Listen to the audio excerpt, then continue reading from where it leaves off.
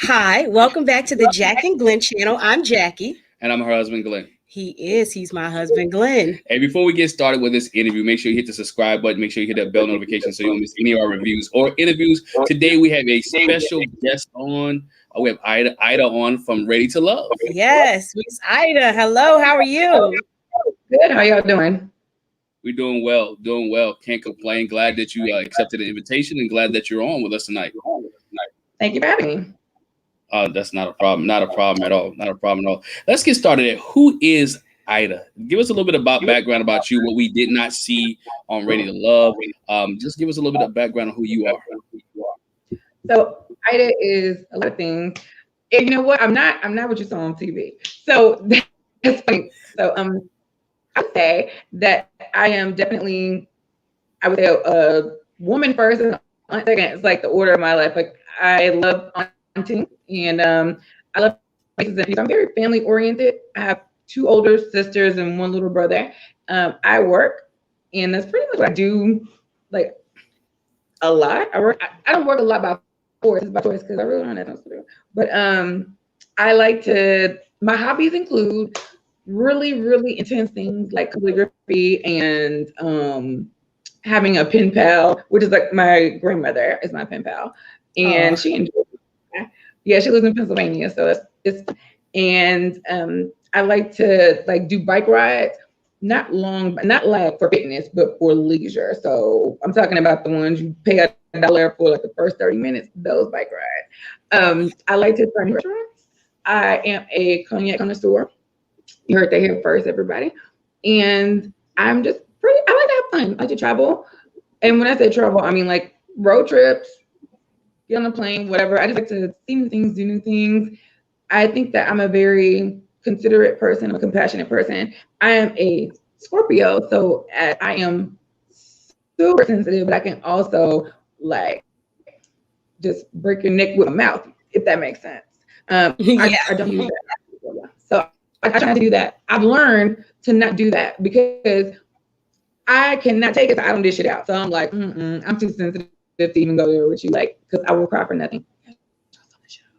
So I think that I'm a lot of things, and who isn't at the age of 37? You know, who isn't a lot of things? But if I had to just give somebody like a summation of who I am, I would just say, you know, to know me is to love me. If you don't know me, you probably don't love me, and I don't blame you based on what you saw on TV. So, I mean. I wanna say this real quick. I thought that was real cute that you said your grandma is your pen pal. You hardly ever have, in this technology age, people don't write a lot. You know, we do a lot of texting and calling, and like pen pal is so old school. But I think that's awesome that your grandma likes that. Like, what kind of things do y'all talk about? Oh my goodness. She is like so curt in her writing, and she's curt in real life too. But like she'll write and she'll be like, just it's so arbitrary. Hey, show them your picture at church today. Be careful, looks like you're gaining a few pounds. Pastor had a heart attack. He all right though. Like it is like so random. It's like bullet points. Like it's all like bullet points. And then of course she writes in like the most cursive of cursive. So I'm like, who had that? Let me call her. And like when you call her, she still has a phone. You can tell she either has a rotary phone or like the phone with the punch number. Because when you call her, she picks up, you can still hear the bell inside the phone ringing. Like you can still hear the ding when she picks up. And it's all about church. Like Jesus is her boyfriend, all of that stuff. But she still has a gun in her nightstand. I mean, she's my grandmother, imagine. So yeah, whatever. I always give her updates on my life, but you can't tell her too much because then she's like, worried about you. So I give her really general, hey, I'm working, like everything's going great, whatever. And she'll be like, girl, let me tell you, I cook for all them people. I'm like, it's all church with her, but it's very entertaining because like it's like how like for older people, like church is like they're loving hip hop. Like they be telling all the gossip. You be like, now wait a minute, was that? No, I don't. Wait, give me the name straight. So yeah, we've been pen pals forever. And we talk on the phone, but we've been pen pals since I was probably like in elementary school. I think you're mute again. somehow. I can't hear Oh you guys. man, can you hear us? Yeah. Yes. Okay, so speaking of elementary school, and I don't know if it was elementary school, what we found was interesting. When you came on Ready to Love, you said your name is Ida, but you go by Vicky. That is, I don't know if they Well, edited that funny or wrong, but okay, so anytime we are doing upfronts, it's because they asked us a question. And they always ask you to, it's like when you have to repeat the question before you answer it. So they're like, do you have nicknames? And so then I say, one of my nicknames growing up was Vicky. I didn't just sit down and say, let me tell y'all about this. No. When, okay, so growing up, I loved this show, Small Wonder. And I can't remember like what my exact infatuation was with the show, but I just thought it was just like so awesome.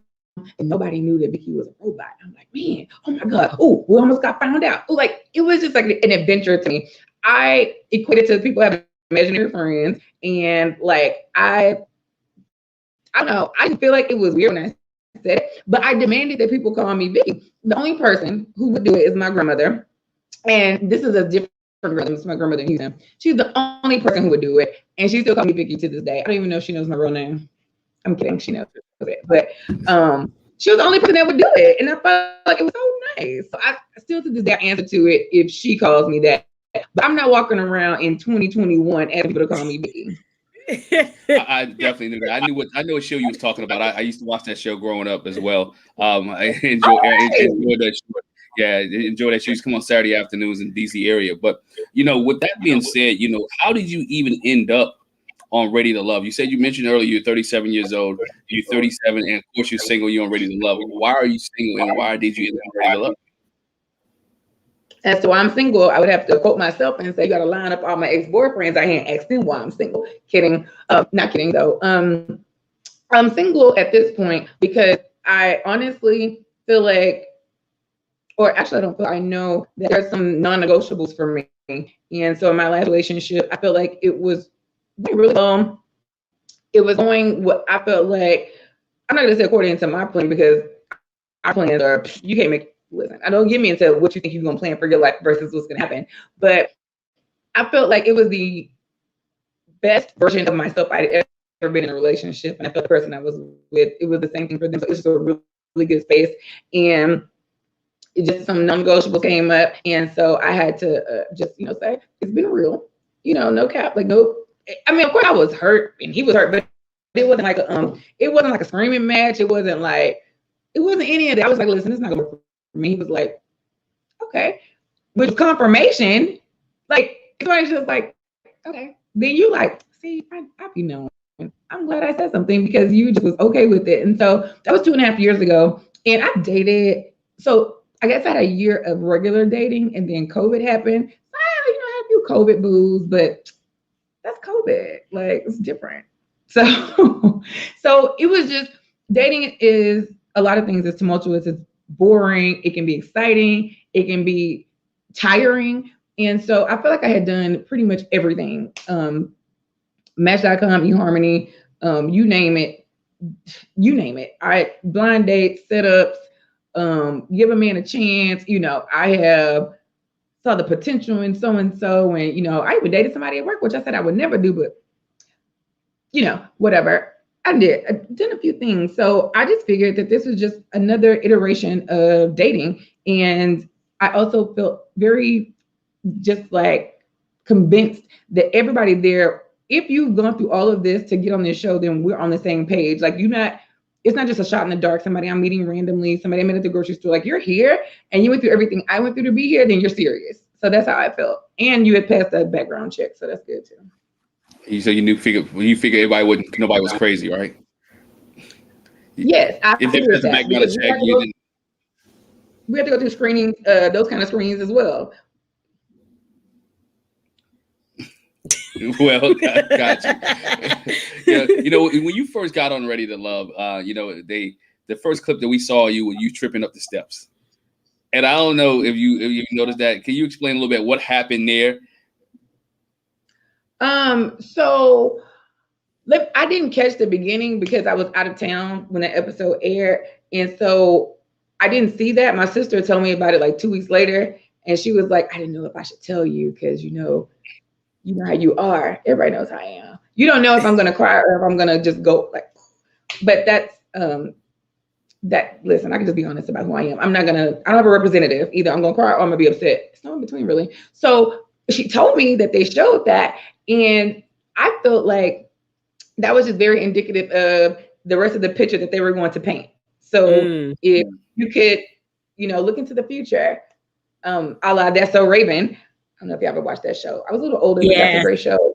Baby, so the eye is like zooming, and I'm like, oh, y'all about to treat me like I'm a whole fool in here. Okay. And that's what happened. So I did not see that scene. When I turned it on, it was the scene where I was talking to Jason, and I watched that scene and I turned it up. I was like, I see where this is going. Clearly, I knew in the coming episode I was going home because I was already at home.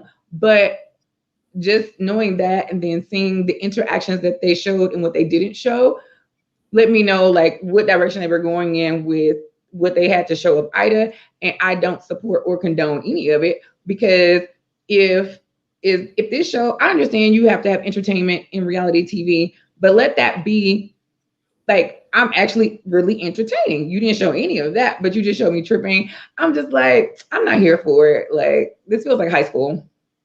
When you got there, you mentioned Jason's name. Who else were you interested in, or who was showing interest in you, that we did not see? Let me clear this up. I didn't have a romantic interest in Jason. And so for them to show that as like one of my longest interactions was very contradictory to like the actual day's event. But it was probably easier for them because like it's nothing for me to even say about that. So if they would have actually shown who I had spent the most time with and interacted with, they would have had to explain why on Saturday I went home, or why the next episode I went home.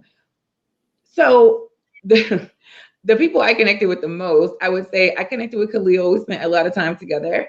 And it was super fun. He's smart, he's funny. He gets my sense of humor, like instantly got my sense of humor. Whereas some people are like, I'm like, oh no, it was a joke. And they're like, oh, I thought you were serious and awkward. And I don't expect everybody to get me. That's fine. Right. I mean, that's fine. But Khalil instantly got me. Like and then from there, we just like laughed and talked until we were asked to like, can y'all go talk to other people? Y'all like, today is the first day I need to go. I was like, all right, bet. Then he went home. And yeah, so after he went home early. I think the sun was still up when he went home because we stayed there all day. And I talked to Christian for quite a while. And then Christian went home. But in between that, I actually had a conversation with everybody. The only person who I did not sit down and talk to was probably Troy. And it wasn't by design. It was just like, by the time I had spent time with so many people, I was just, narrowing stuff down. I was like, well, he haven't made his way over here. So, I mean, it's no great love. So I did spend the majority of my time at night talking with Ron, which is why you'll see me arbitrarily. It looks arbitrary on Saturday when I say, oh, I was excited to see Ron when I got there. It looks like I'm crazy because it's like, you ain't even talked to Ron. Untrue. We spent quite a bit of time together on Saturday. So Sunday I was excited to see him because that was the last person I talked to before I left on Saturday night, which was the night we filmed the mixer and then brunch like back to back. And so I had just seen him the night before. So yeah, I was excited to see him. And we actually spent some time together at the brunch as well that you didn't get to see. So I spoke to everybody. And as far as like an actual connection, I never like to jump the gun. The conversation's good. I want to see if the affections or feelings are mutual. I'm not going to be like, I've been watching you from across the room. If I ever say it to somebody, like I'm about to fall out and laugh. Like, I don't even talk like that. Like, I obviously want somebody who wants me too. So, from that perspective, I'm not really a part of like the competition gang. So I hope that answered your question. Yeah, it does. And I think it's I could kind of get how Khalil would get your sense of humor, because we saw a little bit of that from him too. He was kind of like on that page. So I get it. I could see it. Yeah, I like Khalil. Yeah. Have you talked to Khalil since you all have both been off of the show?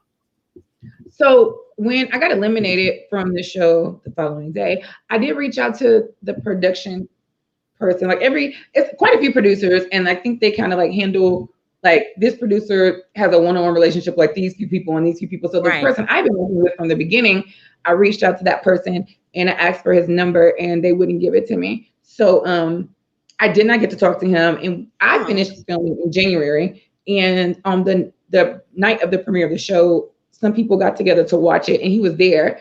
And so I was like, first thing I said to him was like, listen, I asked for your number and they wouldn't give it to me. He was like, what? I was like, yes, that was so busy. But we hung out that night. We've hung out since then. Like we just everybody is like really, I'm not gonna say family. That sounds a little fake. But like we're like really cool. Like, okay, Sunday fun day. Houston is big, but it's small. So like it's like one great Sunday fun day. So you're bound to see everybody there. Like I went Sunday and I saw Stacy and Chris and David. So if you like it's only one place to be like every day of the week in Houston. So you're bound to see somebody. So whenever we see each other, we all link up, we all hang out. So it's always a vibe. That's cool. So when you came into that brunch on that Sunday, you know, the objective, knowing that somebody was going to go home, did you have any inclination that it was going to be you? Did you think that you were going to be the one that go home on Sunday? Or you figure, you know what, I got enough interest, I've talked to enough people that I'm going to be here for a minute? Absolutely did not think I was going home. And no. Did y'all think I was going home? Not really. I didn't. We didn't think you should have, but I kind of feel like what you said, it was kind of set up to kind of go that way. The audience, they don't want you to have a connection with the person because then you're like, oh, I should go home. But once they start doing all these things and making it seem like I like no boundaries and I'm just like kooky, then it's like, well, we're glad she gone. She got on our nerves. Anyway, I thought you and Dietrich were having a good connection. Yeah, I thought you and Dietrich were having a good connection there when y'all having a conversation when you guys were sitting there talking. It looked like, you know, it was genuine conversation and mutual respect between the two of you there, and thought that could go a little bit further from what we saw. Dietrich and I did have a good connection on the day. You guys didn't even get to the entire conversation that we had. We talked for quite a bit of time. But again, if you guys would have seen no interaction, then would have drawn more questions as to why I went home. If you would have seen all my interactions with anybody, you or the sum of the interactions, it would have drawn the question. However, I was told that, you know, the word on the curb was that Ida is just very direct, and people were just taken aback by that. And to that I say, if that's why I went home, then bye. What do you mean? I mean, like, I don't know. I think that, okay, so the show, the people, whoever, you can't have it both ways. You can't be like, you're so direct, but then also say you have 36 hours to make an impression on people. Well, what do you want me to do? Right. What do you? Because then the next week I'll send Andre home for being too quiet. So what you want? What do you want? Well, yeah, and same thing with Christian. Same thing with Christian. Was like Christian wasn't really connecting with people. You need to be more assertive. I get it. And then Troy was assertive, and I have no plex. No, I don't know. Plex is a Texas term for issues. I am in plex with Troy. Troy's cool. Like I see him speak, we hug, whatever. But then he is assertive, and he just say what's on his mind, and then they do a compilation of him that was way worse than how they did me. But I just don't feel like that's not authentically him. He wasn't walking around all day acting like that. So it's just like they build the narrative, and I understand that's just the risk you take when you go on reality TV. However, what I will not stand for is being made to feel like they were all sitting in the room like, oh, Ida's the one that got to go. Show me the receipts. And I think that's one thing. That's one thing a lot of the fans have an issue with as well, because we didn't get to see the deliberation. And I think the fans have a problem. I think the fans have a problem with that because that we didn't get to see the guys conversate and talk on that episode. Every episode we have, except for that one. And there's people who ask them a lot of questions. Why was this person chosen to go home? I concur. I mean, at the end of the day, I don't care if it's production. I don't care if it's the cashier at Target. If I'm somewhere somebody don't want me there, I'm going to be there. I don't care who it is. But I am hard pressed to believe that it was just oh no, because even if it was, again, show me the receipt. I haven't seen them, but maybe we'll see them at the reunion. I would love to see them. But at the end of the day, I have seen everybody from the cast since then, and it's not an issue at all. Like it's not, you know, it's not an issue. I know I have not confronted them about anything because there's nothing to confront them about. Like, y'all chose your choice. Did y'all find love? We don't know. We're gonna have to find out. Right. And I mean, I think that's the way, the grown way to do it, because at the end of the day, everybody's there and everybody knows that somebody has to go home. That they're only going to be down and left to 6 people. That there's going to be 6 people left. That eventually everybody except for 6 people are going to go home, and you don't want to be that person to go home early. Especially any show, you don't want to be the first person to go home, whether it's Survivor or anything. But you want to be able to stick around for a while and enjoy the moment, enjoy where you're at. My other question to you for that is, do you think it's great for you guys to be there in Houston? I know last year's season they was on a resort. You guys are kind of at home in your own neighborhood. Talk a little bit about that. How it was good to be at home, even though you had a short stay. It was good to be at home because I am gainfully employed. I know that that's not, and I work for a company. I know a lot of people, entrepreneurs, and they can do what they want. They can flex how they want, but I actually enjoy what I do. And so I was actually happy to get back to like my routine and get back to work, because again, I'm just a person that's like, all right, what's the plan? Let's do it. If the answer's no, the answer's no, let's move on. So I was like, I went home on Sunday, took a few days off, went to work. So I was good with that. Versus, I think that, well, okay, in the interest of full disclosure, when I got eliminated, I did leave there and go to Sunday Fun Day because I was already dressed. And I was already downtown. I was like, yeah, I'm about to go. They were like, well, how do you feel? I was like I'm about to go to Sunday Fun Day and meet like 8 new beeps. You know the word. So, Right. yeah, they didn't show that. But that's exactly how I felt. I was like, I'm already dressed. My hair's already done. Okay, bye. But I think that if I was at the resort, it would have been like way more like kind of, I don't know, I would have to wallow a little bit more because then you got to wait on somebody to come pick you up, take it to the airport. And I don't think the airport was really close to the resort. But for me, I just walked across the street to my car and put my windows down and like mash the gas. Like, bye. I know what I'm going to give me. Bye. So I feel good about that. I'm happy to be at home because I was like happy to be at home. I'm like, I know exactly where to go.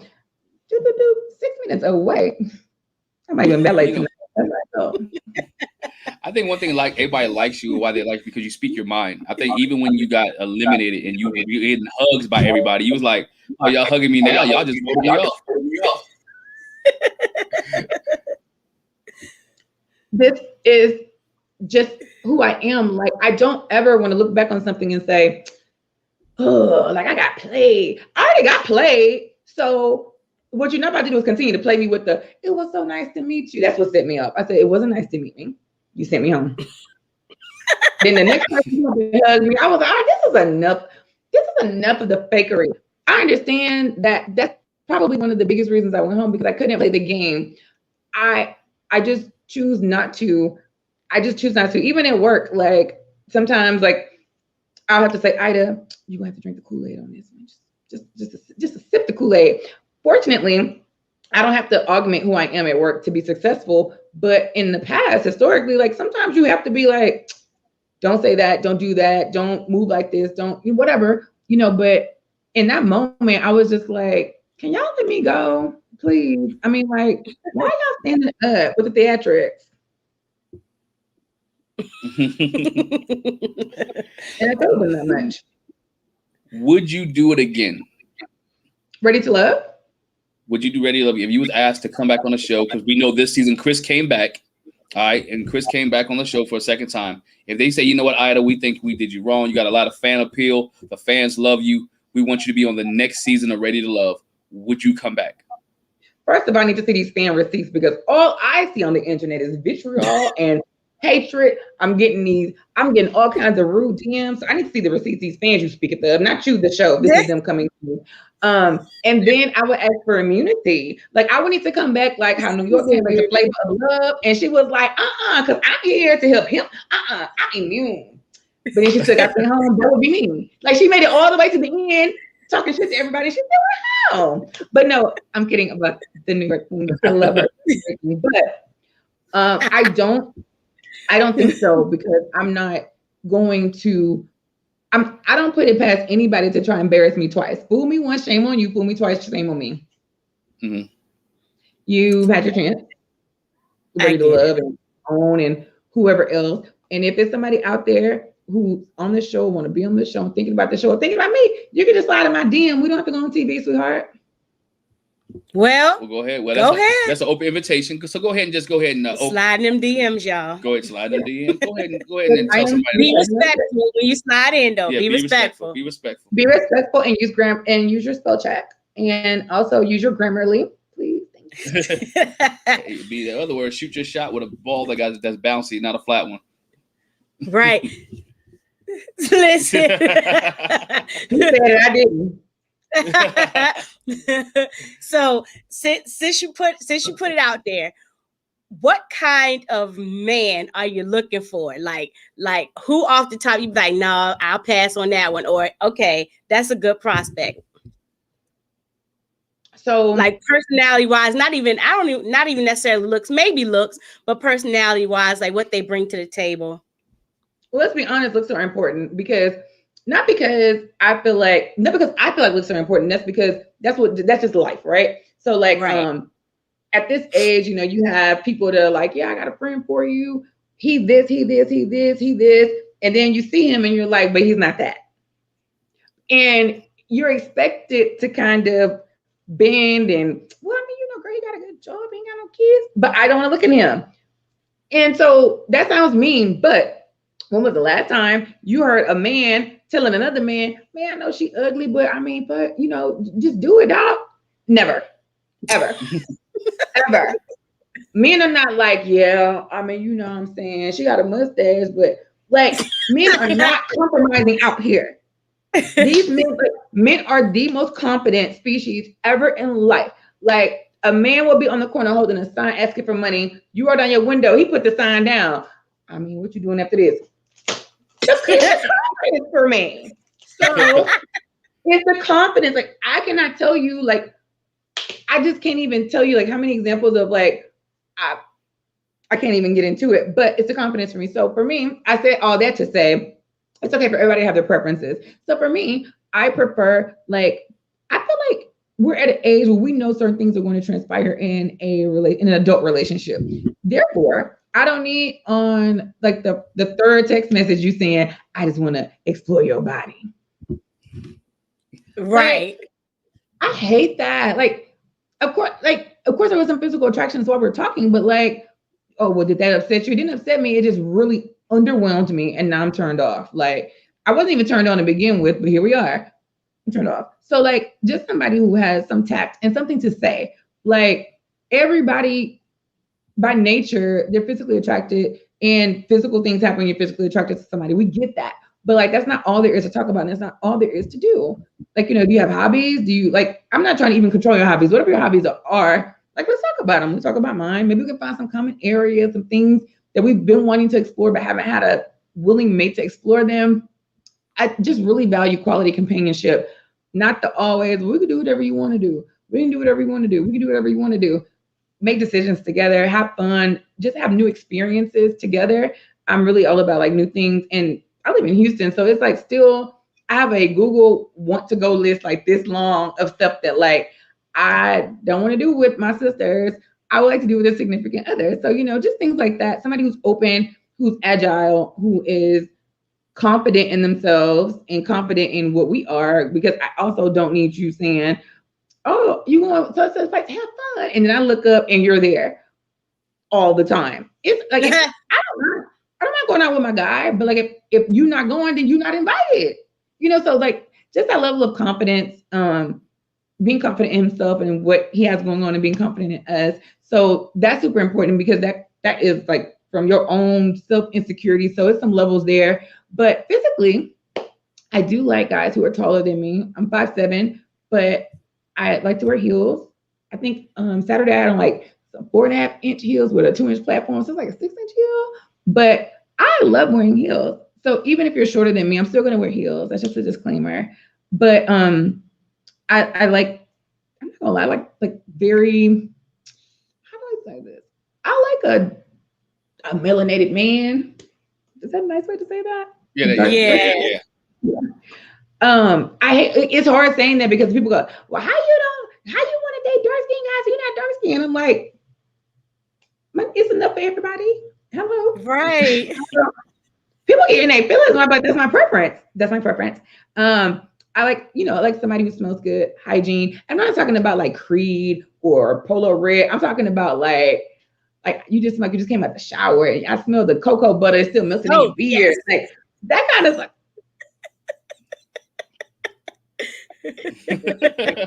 Cleanliness. Yes. Let me find out you putting a clarifying mask on your beard in the shower. Yeah. Baby, listen.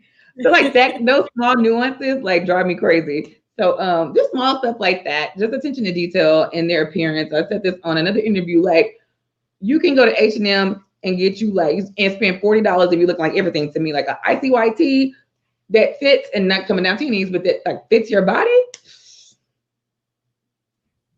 So, just that attention to detail, just a neat appearance. It doesn't have to be expensive.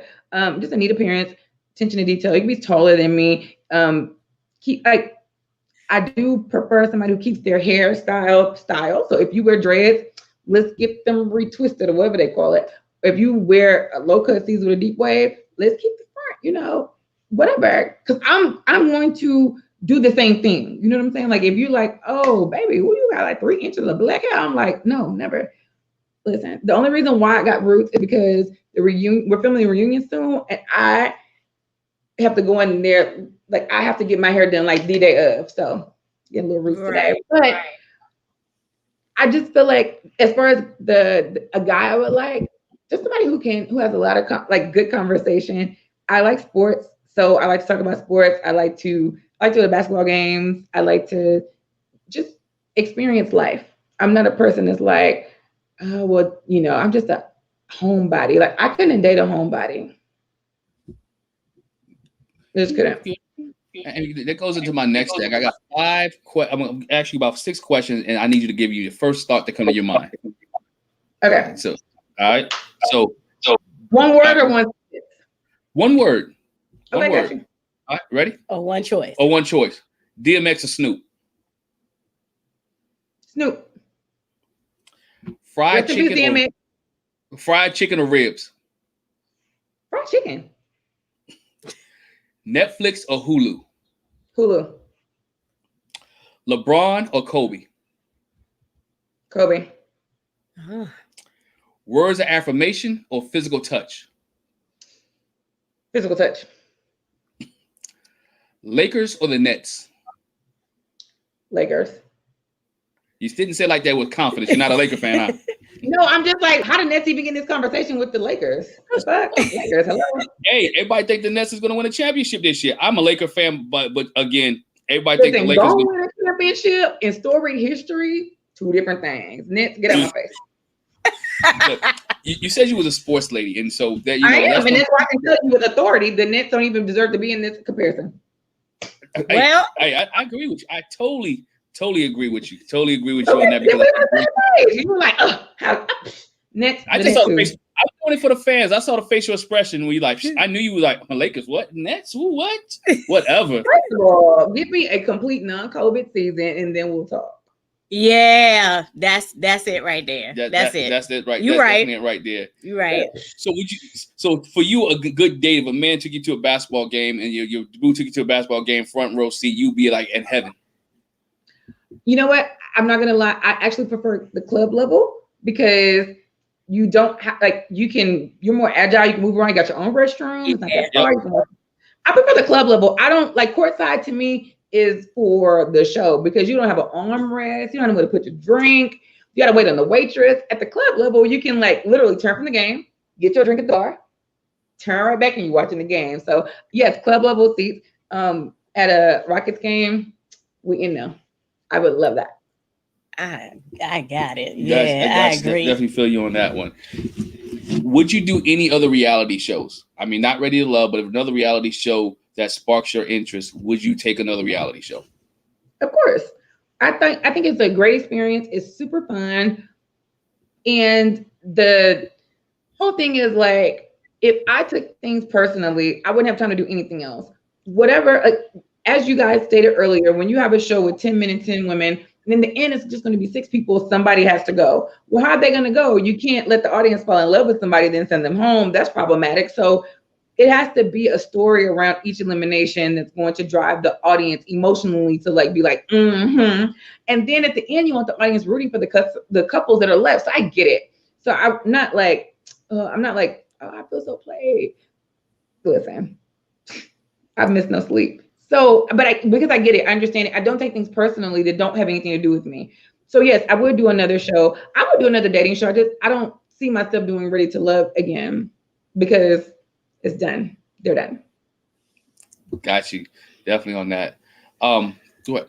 I don't have. Oh no, I do have another one. You know, what are you doing with yourself now? You've done Ready to Love. You say you talked about work several times, and I'm not trying to find what your career is, but what's your ambition? Where you want to go from here after Ready to Love? You did it. Well, yeah. What's next? What's next for Ida?